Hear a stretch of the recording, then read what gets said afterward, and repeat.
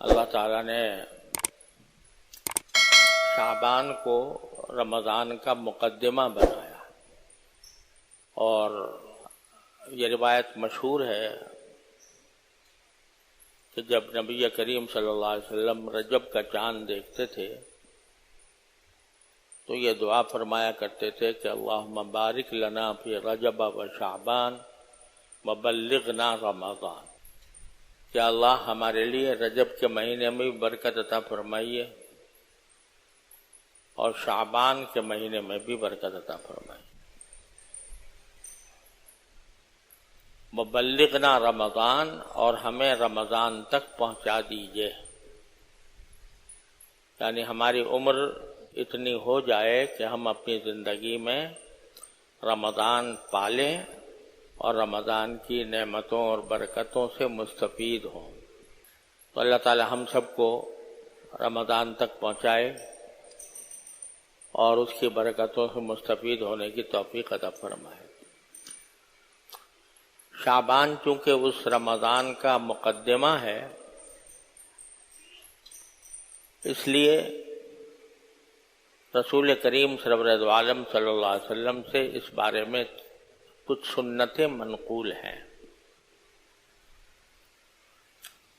ایک سنت تو یہ بیان کی جاتی ہے، احادیث میں آئی ہے کہ رسول کریم صلی اللہ علیہ وسلم شعبان کے مہینے میں بکثرت روزے رکھا کرتے تھے۔ یعنی بعض روایتوں میں آتا ہے کہ اور کسی مہینے میں اتنے روزے نہیں رکھتے تھے جتنے شعبان میں رکھتے تھے۔ ویسے تو رسول کریم صلی اللہ علیہ وسلم کا معمول ہر تھوڑے دنوں کے بعد روزہ رکھنے کا تھا۔ عام طور سے آپ پیر کے دن بھی روزہ رکھتے تھے، جمعرات کو بھی رکھتے تھے، اور مہینے میں 3 روزے ایام بیض کے وہ رکھا کرتے تھے۔ لیکن شعبان کے مہینے میں روزے آپ کے عام عادت سے زیادہ ہو جاتے تھے، یہاں تک کہ حضرت عائشہ صدیقہ رضی اللہ تعالیٰ عنہا فرماتی ہیں کہ رمضان کے مہینے میں میرے جو روزے نسوانی معذوری کی وجہ سے قضا ہو جاتے تھے تو میں شعبان میں حضور اقدس صلی اللہ علیہ وسلم کے ساتھ رکھا کرتے تھے، اس لیے کہ اور دنوں میں میں رسول کریم صلی اللہ علیہ وسلم کی خدمت میں مشغول ہوتی تھی، تو اس وجہ سے اور دنوں میں وہ قضا روزے نہیں رکھتی تھی اور اس کا انتظار کرتی تھی کہ شعبان کا مہینہ آئے گا تو رسول کریم صلی اللہ علیہ وسلم بکثرت روزے رکھیں گے، تو اس وقت میں بھی اپنے روزوں کی قضا کر لوں گی۔ تو اس سے ایک بات تو یہ معلوم ہوئی کہ شعبان کے مہینے میں نفلی روزے آدمی کو چاہیے کہ رکھے، لیکن ساتھ ہی یہ بھی فرما دیا کہ رمضان سے پہلے 2-3 دن روزے نہ رکھے۔ رمضان سے پہلے جیسے 27 شعبان، 28 شعبان، 29 شعبان، ان میں روزے نہ رکھے۔ یہ ایک طرف پورے مہینے بکثرت روزے رکھتے چلے آ رہے ہیں، لیکن آخر میں یہ فرمایا کہ 28 اور 29 شعبان کو روزے نہ رکھو، نفلی روزے بھی نہ رکھو۔ صرف ایک استثناء فرمایا کہ اگر کسی شخص کا معمول ہے مثلا کہ وہ پیر کے دن روزہ رکھتا ہے، تو اگر وہ 28 یا 29 پیر کی آ جائے پھر تو جائز ہے، کیونکہ اپنے وہ معمول پورا کرنے کے لیے رکھ رہا ہے۔ لیکن جس کا وہ معمول نہ ہو تو وہ رمضان سے 2 دن پہلے روزے نہ رکھے۔ اس کی حکمت ایک تو فقہاء کرام نے یہ بیان فرمائی کہ تاکہ جب رمضان شروع ہو تو نئے نشاط کے ساتھ اور تازگی کے ساتھ رمضان کے روزے رکھنے کا اس کو اہتمام ہو، کیونکہ اگر 2 دن پہلے ہی سے روزے رکھنے شروع کر دیے تو جب تھوڑی کمزوری ہو گئی تو اس اہتمام اور نشاط کے ساتھ شاید وہ روزہ نہ رکھ سکے رمضان کے، جتنا آدمی وہ رکھے گا جس نے پہلے 2-3 دن پہلے روزے نہ رکھے ہوں۔ یہ حکمت بھی ہے، لیکن مجھے ایک اور حکمت نظر آتی ہے، وہ یہ ہے کہ اگر رمضان سے پہلے ہی روزے رکھنے شروع کر دیے 2 دن پہلے، تو یہ اللہ جل جلالہ کے حکم پر اپنی طرف سے ایک اضافہ ہو گیا۔ جیسے پہلے بار بار میں عرض کرتا رہا ہوں کہ دین نام ہے اتباع کا،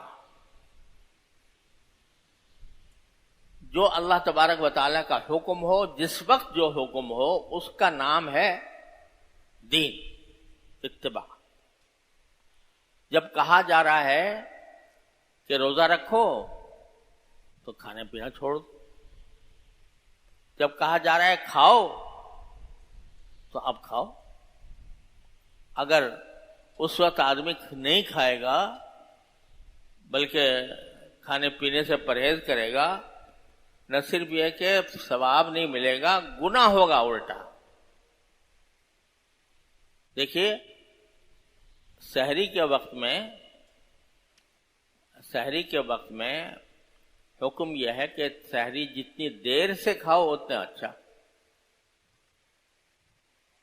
جتنی دیر سے کھاؤ اتنا اچھا ہے، تاخیر کرنا بہتر ہے سحری میں۔ کیوں؟ اگر آپ نے سحری کا وقت ختم ہونے سے 1 گھنٹہ پہلے کھانا پینا چھوڑ دیا تو گویا آپ نے روزے کی مقدار میں اپنی طرف سے 1 گھنٹے کا اضافہ کر دیا۔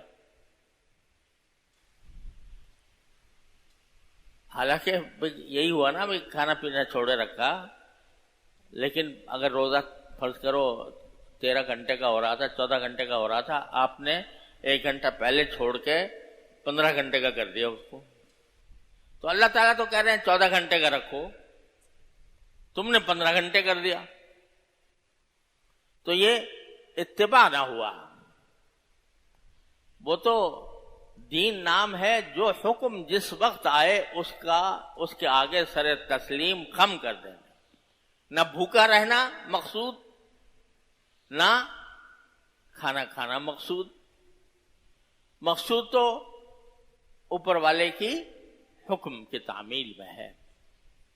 تو جب اس نے کہا کہ بھئی اتم الصیام الی اللیل، بس رات تک روزہ رکھنا ہے، رات شروع ہونے تک۔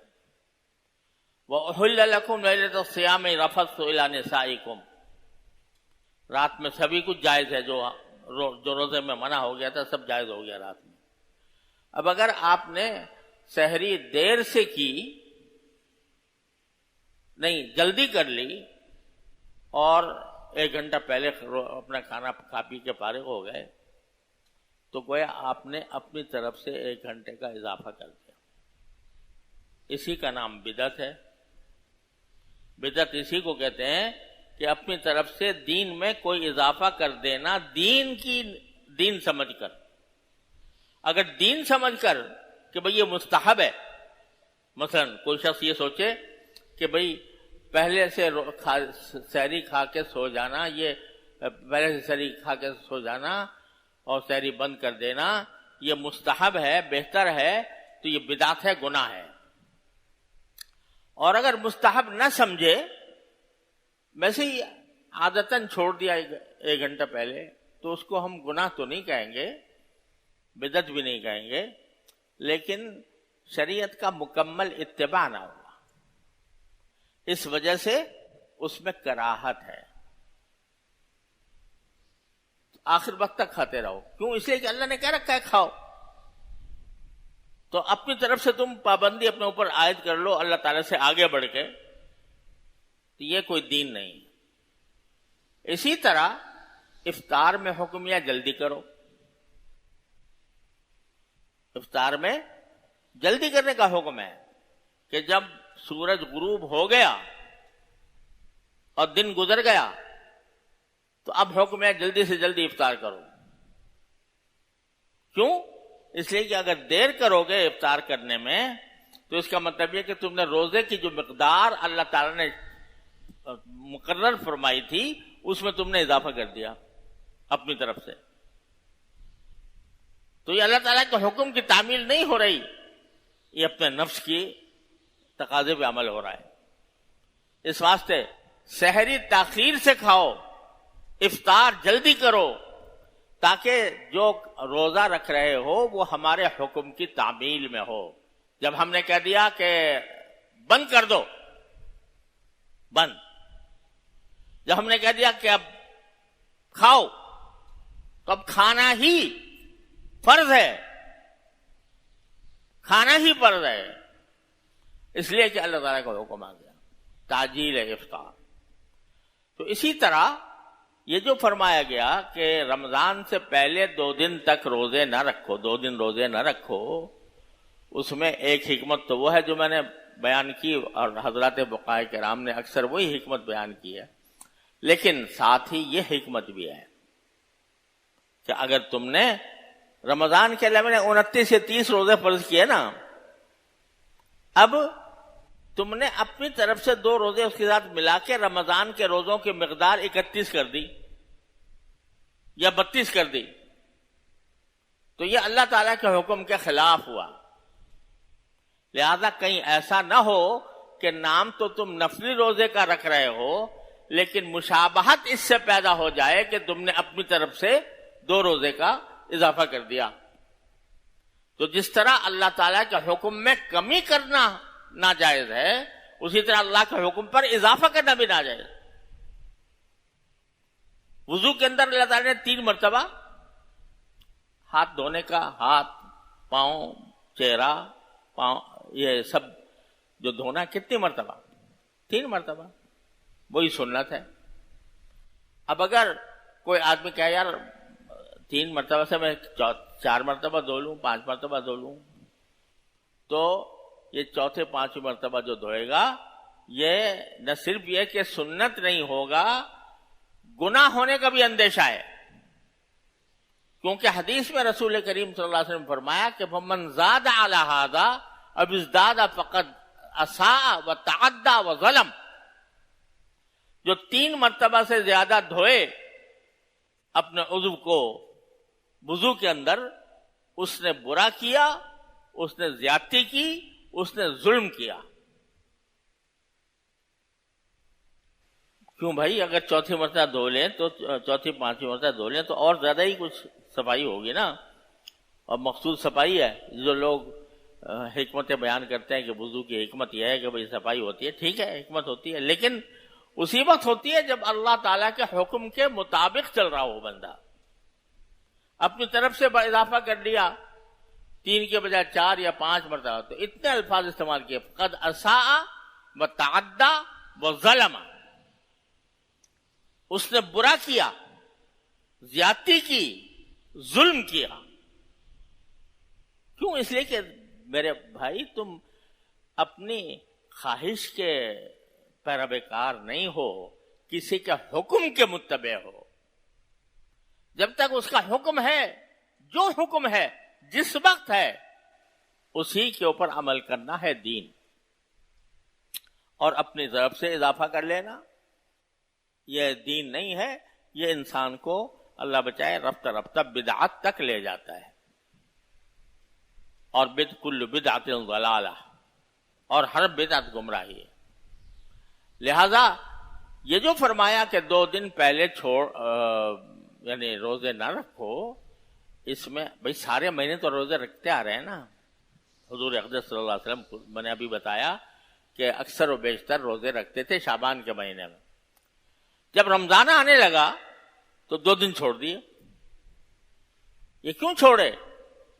اس لیے کہ کوئی یہ نہ سمجھے کہ بھئی میں نے رمضان کے اوپر اضافہ کر کے اس کو 29 سے 31 کر دیا، 30 سے 32 کر دیا۔ اللہ تعالیٰ کا حکم نہیں، لہذا وہ منع کیا گیا۔ لیکن عام دنوں میں شعبان کے کسی بھی دن میں روزہ رکھا جائے تو وہ بڑی فضیلت کا سبب ہے، دوسرے مہینوں سے زیادہ ثواب ملتا ہے شعبان میں روزہ رکھنے، اس لیے کہ رسول کریم صلی اللہ علیہ وسلم کی سنت تھی، اتباع سنت میں اگر رکھے گا تو ثواب زیادہ ملے گا۔